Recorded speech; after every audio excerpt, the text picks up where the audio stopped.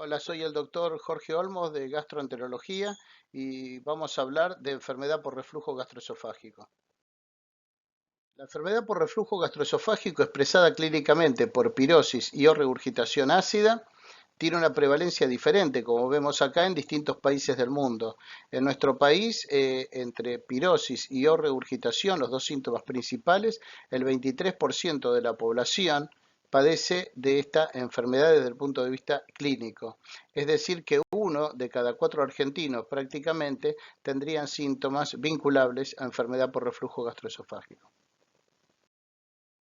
Esto está incrementándose en las últimas décadas y si esta incidencia sigue incrementándose, que va de la mano de la enfermedad metabólica, de la sobrepeso, de la obesidad, la incidencia de complicaciones tales como adenocarcinoma de esófago, que es una verdadera epidemia, como así también los costos en salud, se están incrementando notablemente. Esta situación de la epidemiológica, como dijimos, del tamaño de este problema, ha dado lugar a distintos workshops basados en evidencia. El primero de ellos en la localidad belga de Hembal en el 99 y el último, que es el más reciente y el que actualmente tiene valor, es el consenso global basado en evidencia en la localidad canadiense de Montreal en el 2006. Este consenso es muy importante porque tuvo una participación de los 5 continentes y dentro de América hubo una representación latinoamericana. A diferencia de Hembal, que fue la primera definición basada en evidencia que decía que el reflujo era la experimentación de pirosis y o regurgitación frecuente, que tenía que ser 3 o más veces por semana y que alteraba la calidad de vida de los sujetos, o la existencia de esofagitis erosiva cuando hacían la endoscopía, en Montreal se modificó y se dio una definición más amplia, donde la enfermedad por reflujo es una condición que se desarrolla cuando el reflujo de contenido gástrico causa síntomas molestos y o complicaciones. Es decir, que cuando el paciente viene por síntomas que le molestan, que por eso viene a la consulta de pirosis o regurgitación, no se cuenta cuántas veces por semana tiene, sino que eso ya se consigna desde lo clínico como reflujo gastroesofágico y o las complicaciones que pueden ser las esofágicas, como la esofagitis erosiva, el Barrett, etcétera, o las complicaciones supraesofágicas que tienen que ver con la tos crónica, la laringitis por reflujo, etcétera. Dentro de la fisiopatología, acá vemos que uno de los elementos fundamentales es la unión gastroesofágica. Esta unión gastroesofágica tiene una barrera. Esa barrera está formada por el esfínter esofágico inferior, que es un esfínter fisiológico, no anatómico, que está todo el tiempo contraído y se relaja solamente durante la deglución, y el diafragma crural o crura, que es la parte del diafragma que ayuda a este esfínter a reforzar esta unión, fundamentalmente cuando hay fenómenos de Valsalva o aumento de la presión intraabdominal, por ejemplo. Estas dos estructuras forman la unión gastroesofágica y es de considerar que el esfínter esofágico inferior, fundamentalmente, cuando hay relajaciones transitorias, que es uno de los mecanismos más frecuentes de reflujo, 40%, o cuando tiene una presión muy baja, el esfínter esofágico hipotensivo, o una debilidad de la crura diafragmática, son los que producen este fracaso de barrera que condiciona la enfermedad por reflujo. Y a esto se agrega que en el fundus gástrico se acumula un ácido, que es el paquete de ácido, el ácido pocket, que está por encima de la comida que queda como quimo acomodada en este fundus gástrico, por encima queda el ácido y este ácido está al acecho para que cuando esta barrera fracasa se produce el reflujo gastroesofágico, se produce el evento. En este consenso de Hembal hicieron una clasificación del reflujo en dos grandes síndromes, los que tienen síndrome esofágico, es decir, que tienen pirosis y o regurgitación, o los que se expresan con síndromes extraesofágicos. Dentro de los esofágicos dividieron en dos grandes grupos, los que tienen síndromes sintomáticos y los que tienen síndromes con lesión esofágica. Los primeros, los sintomáticos, son el síndrome de reflujo típico, que tiene que ver con aquel paciente que tiene pirosis y o regurgitación y que cuando hacemos una endoscopía digestiva alta la mucosa está perfectamente preservada, y el síndrome de dolor de pecho por reflujo, que es igual al anterior, pero solamente que cuando el reflujo estimula quimiorreceptores, el paciente lo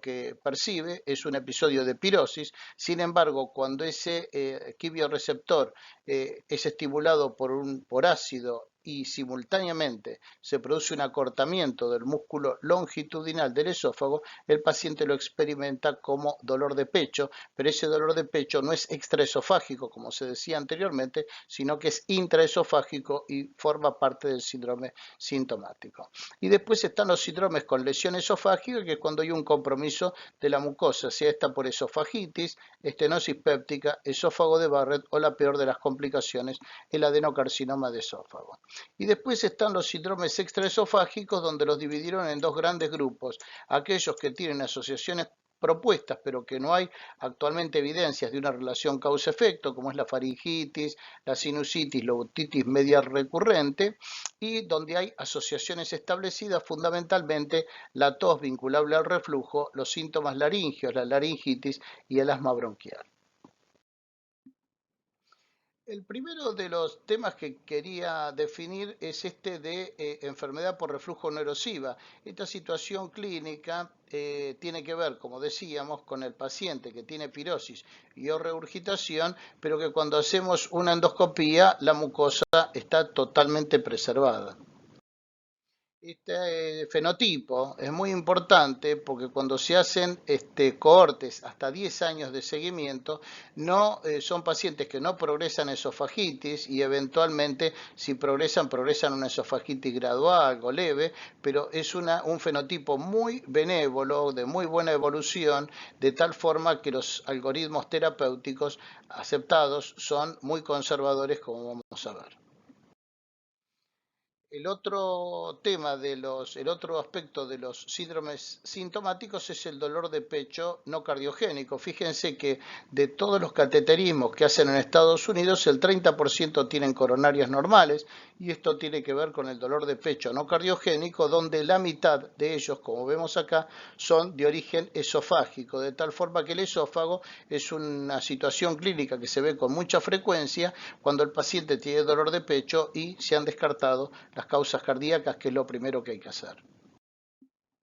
Y dentro de estos pacientes con dolor de pecho esofágico, que hay también alteraciones motoras, mixtas, etcétera, es importante consignar que el 50%, la mitad de todos esos pacientes, tienen reflujo gastroesofágico como causal del dolor, de tal forma que es muy apropiado tener en cuenta esto y cuando el paciente tiene los síntomas, hacer una prueba terapéutica con inhibidores de bomba de protones, lo cual es la estrategia más costo efectiva para el manejo de estos pacientes. Dentro de los métodos de diagnóstico tenemos la endoscopía. La endoscopía es muy importante hacerla sin que el paciente esté tomando inhibidores de bomba de protones y durante 30 días previos, y es muy importante porque nos va a permitir, si el paciente no está tomando IVPs, como decía, que es un error muy frecuente hacerlo simultáneamente a la toma de inhibidores de bomba, entonces poder establecer los distintos fenotipos. Si el paciente tiene una enfermedad no erosiva, que es diferente al manejo que si tiene una erosiva severa, leve o moderada, a que si tiene un esófago de Barrett, una estenosis péptica, etc. La otra cuestión es la radiología. La radiología no sirve para detectar esofagitis, 22%. Es muy mala la performance, pero sí es muy importante cuando uno quiere evaluar el componente herniario. Entonces, en estos pacientes donde uno quiere evaluar esto, fundamentalmente esos pacientes que están siendo programados para cirugía, el componente herniario, el esófago cortado, etcétera, todo lo que tenga que ver con la forma o la posición, la radiología es superior a la endoscopía en ese punto. Y entonces la endoscopía nos va a permitir establecer fenotipos como la esofagitis A, que es la leve, B moderada, C y D son las severas en la clasificación de Los Ángeles, y eso vamos a ver que tienen distintas normas de manejo de acuerdo a su fenotipo. Estas son algunas endoscopías donde acá vemos el compromiso de dos pliegues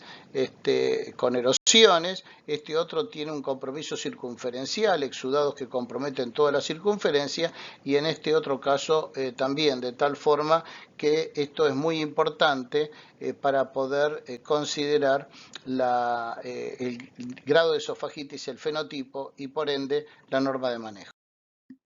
Esta otra situación que vemos a veces es cuando esta mucosa por encima de la unión gastroesofágica donde terminan los pliegues, se presenta una mucosa de color rojo asalmonada que tiene que medir más de 1 centímetro, hasta 3 centímetros es un Barrett, menos de 3 centímetros es Barrett corto y a partir de 3 centímetros un Barrett largo, pero el Barrett es una entidad anatomopatológica, es decir que ante esta sospecha por esta mucosa de este color asalmonado, se biopsian y aparecen células en globos, metaplasia intestinal. Eso hace diagnóstico de esófago de Barrett y eso implica que es una forma severa de reflujo, pero también que es una entidad preneoplásica y es predisponente, como vemos abajo, al adenocarcinoma de esófago, de tal forma que estos pacientes tienen que entrar en programas de vigilancia y seguimiento para la detección de displasias como entidad preneoplásica.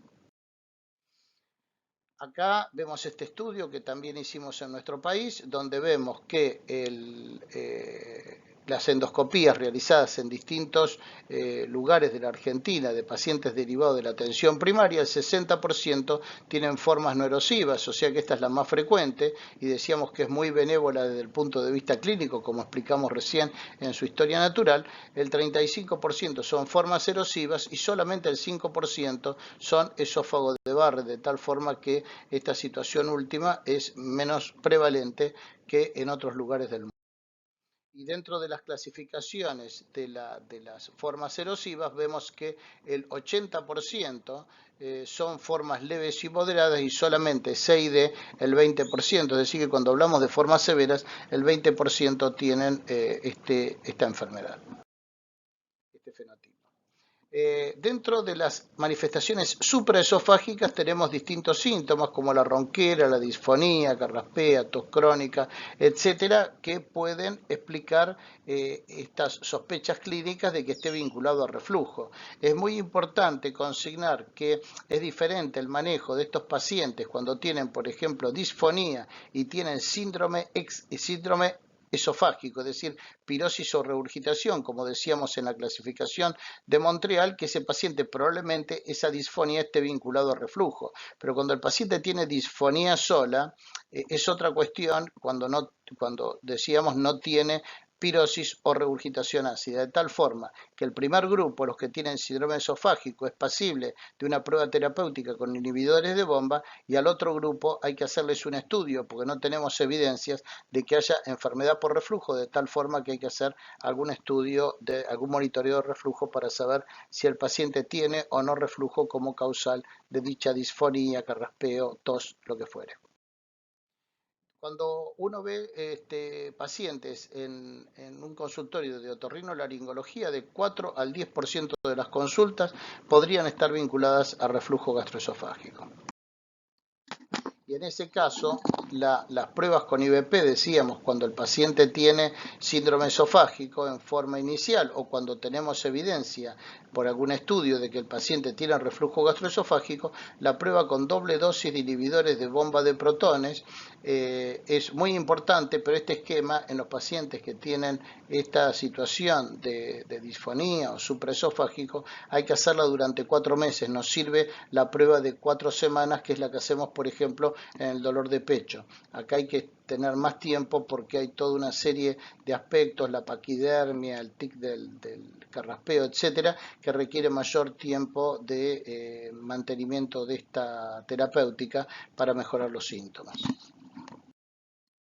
En cuanto a la tos crónica y el asma bronquial, que es otra de los motivos, sobre todo cuando los pacientes vienen derivados por neumonología, tienen también una sospecha en algunos de ellos que pudiera ser vinculable al reflujo. Acá tenemos los mecanismos fisiopatológicos, generalmente es por estímulo de los nervios aferentes por los hidrogeniones, que producen por un acto reflejo estos síntomas supraesofágicos, o directamente por microaspiración del contenido refluido. Entonces, en los pacientes que tienen asma bronquial, vamos a ver que la prueba terapéutica con doble dosis de inhibidores hay que hacerlos por más tiempo, igual que en los que tienen tos crónica, hasta 6 meses, pero en aquellos que tienen síndrome esofágico, que ocurre eso en el 70% aproximadamente de los pacientes que tienen asma bronquial sospechado de reflujo. Pero hay un grupo que uno sospecha que pudiera estar el reflujo, pero no tienen síntomas de pirosis o regurgitación. A esos pacientes, como decíamos anteriormente, hay que estudiarlos. Esta tos crónica, cuando recibimos estos pacientes, hay que tener en cuenta que la tos crónica puede estar vinculable a causas como el asma bronquial, de tal forma que tuviera que tener un estudio funcional respiratorio. La rinorrea posterior por rinosinusopatía es una causa bastante frecuente de pacientes con tos de causa no establecida y hay que explorarlo. Y el reflujo gastroesofágico es el tercero en cuestión para explorar cuando aquellos otros fueron descartados. Dentro de los estudios funcionales que debemos hacer está los estudios de reflujo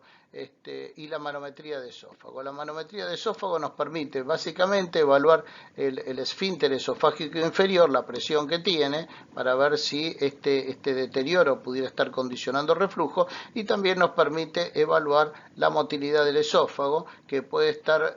alterada en forma secundaria por el reflujo, o puede ser un trastorno motor secundario como una esclerodermia que coexiste con esfínteres hipotensivos y muy mala motilidad del esófago y condiciona el reflujo. Pero también es fundamental hacer la manometría para hacer un estudio de reflujo de 24 horas, la pHimetría de 24 horas o mucho mejor la impedanciometría con pH de 24 horas, que es lo que se hace actualmente, sobre todo en pacientes que tienen síntomas que no responden a inhibidores de bomba, o cuando queremos explorar si el paciente tiene o no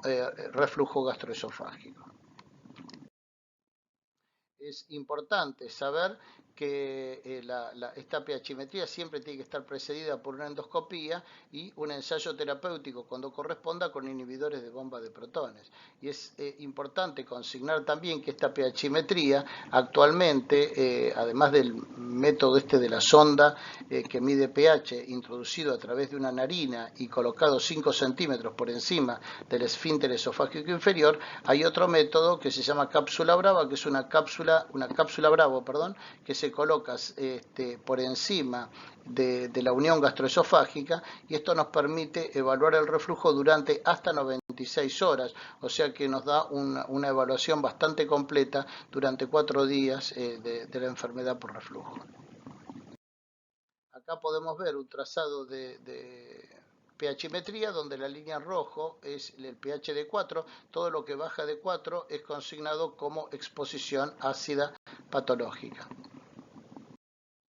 Y después está la pHimetría con impedanciometría asociada, que esto es una tecnología más moderna que permite no solamente establecer y evaluar el reflujo ácido, sino que también permite evaluar el reflujo débilmente ácido o no ácido, lo cual lo hace más completo y más apropiado, sobre todo cuando uno va a hacer un estudio intraterapéutico, mientras el paciente toma inhibidores de bomba de protones. Dentro de estos métodos de diagnóstico no tenemos que olvidarnos de la prueba terapéutica. Ya dijimos que si un paciente tiene dolor de pecho y síntomas de reflujo, y sabiendo que esta es la causal más importante, una prueba terapéutica con inhibidores de bomba que mejore el dolor de pecho prácticamente hace diagnóstico de la relación causa-efecto y no hacen falta estudios ulteriores. Dentro de las terapéuticas tenemos desde aspectos dietarios a la cirugía antirreflujo, pasando por distintas drogas y distintos inhibidores de bomba de protones, prokinéticos, etc. En este slide podemos ver en este modelo de análisis de decisión lo que se llama ganancia terapéutica. Vemos que los pacientes que toman ranitidina tienen un 24% de ganancia terapéutica sobre el placebo, y los pacientes que toman inhibidores de bomba de protones tienen una ganancia terapéutica cercana al 80%, de tal forma que de todas las drogas consignadas, los inhibidores de bomba son los que tienen mejor performance para el manejo de estos pacientes. Una cuestión que se debate es si empezar con dosis bajas y irlas subiendo, escalera hacia arriba, o por el contrario, usar dosis altas e irlas bajando, hacer escalera hacia abajo. La mayoría de las evidencias muestran que lo más apropiado, sobre todo cuando uno hace una prueba terapéutica, es comenzar con dosis altas e irlas bajando hasta que el paciente encuentre la dosis más costo efectiva, es decir, la dosis más baja que logre la mejoría de los síntomas de los mismos.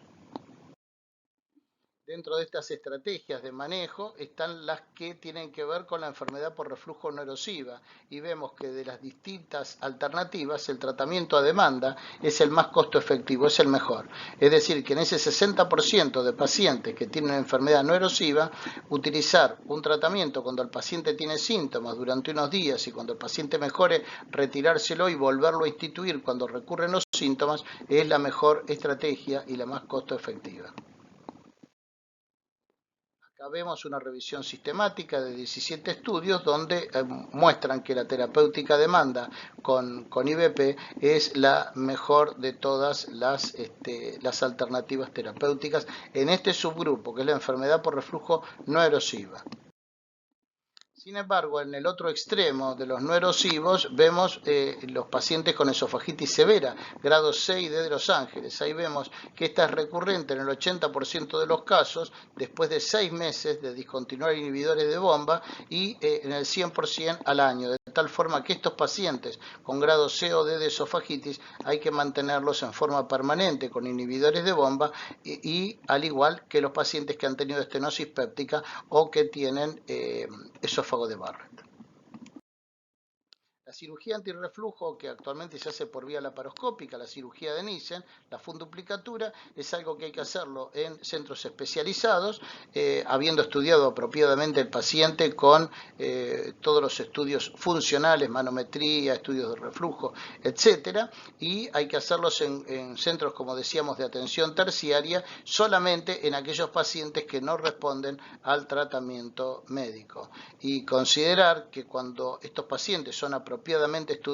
operados en centros académicos de Estados Unidos, ven que a los 5 años el 50% de estos pacientes vuelven a tomar inhibidores de bomba de protones, o sea que no es definitiva porque la válvula puede aflojarse en la mitad de estos pacientes y al poco tiempo tener nuevamente síntomas de reflujo. Por último, vamos a hacer este algoritmo de manejo de los pacientes donde vemos que si el paciente tiene síntomas de pirosis y o regurgitación que le molestan, síntomas molestos, podemos decir desde lo clínico que tiene enfermedad por reflujo. Acá tenemos que ver si este paciente tiene síntomas de alarma, es decir, si tiene 50 años o más, si tiene pérdida de peso, anemia, algún sangrado digestivo o si no los tiene. O sea que los pacientes que tienen menos de esta edad o que tienen y no tienen los demás síntomas de alarma, podemos hacer un tratamiento empírico o hacer una endoscopía. En los que tienen síntomas de alarma, por el contrario, tenemos que ir a una endoscopía desde el inicio. Esta endoscopía, recordemos que sea sin tomar inhibidores para poder establecer el fenotipo del paciente. Y en este sentido es importante saber si el paciente tiene una enfermedad no erosiva, una forma leve, una esofagitis A, si el paciente tiene una esofagitis moderada, que es la forma B, si tiene C o D, que es la esofagitis severa, y las normas son diferentes como vamos a ver. De tal forma que si el paciente tiene una endoscopía negativa, una enfermedad no erosiva, o esofagitis grado A o B, esofagitis leve o moderada, o los que no hicieron endoscopía porque no tienen síntomas de alarma y lo hacemos empíricamente, comenzamos con una dosis de IVP estándar durante 4 semanas. Una dosis estándar es 20 miligramos de omeprazol, 30 de lansoprazol, 40 de esomeprazol, 40 de pantoprazol, 20 de rabeprazol o 60 de esomeprazol. Si los síntomas persisten, duplicamos la dosis, pero si los síntomas se controlan, lo mantenemos y a las 4 semanas hacemos lo que se llama el retiro de la droga para ver cómo responde el paciente que ha mejorado con esta terapéutica. Al hacer esta terapia inicial exitosa, entonces retiramos la droga. Si no recurren, continuamos controlando. Pero en los casos que recurren, si el paciente tenía una endoscopía previa que era negativa, hacemos terapia a demanda como dijimos anteriormente. Si tiene una esofagitis A, podría también a una terapia a demanda. Si tiene una B, reiniciamos la terapia inicial exitosa y hacemos una estrategia de step down, es decir, darle la media dosis, por ejemplo, darle la menor dosis de inhibidores que lo mantenga libre de síntomas. Sin embargo, cuando no tiene una endoscopía previa, habrá que hacer una endoscopía y establecer estos fenotipos. Y si en esa endoscopía surge que el paciente tiene una esofagitis severa, COD de Los Ángeles, en estos casos ya el tratamiento no es por 4 semanas como el anterior, sino que durante 8 semanas y con una dosis única, y si no funciona, si no responde, duplicar la dosis durante ese tiempo. Y si hay control de los síntomas, acá sí debemos hacer una endoscopía para ver si hubo cicatrización de la esofagitis y continuar, como decíamos anteriormente, con inhibidores de bomba de protones en forma permanente, ya que si no la recurrencia es la regla. Cuando no responden a esta terapia, por supuesto que hay que hacer una cirugía antirreflujo, y cuando no responden a dosis doble, tenemos que evaluar en un centro de atención terciaria para hacer un diagnóstico apropiado de enfermedad por reflujo y saber cuál es el mejor tratamiento para estos pacientes. Muchas gracias por la atención.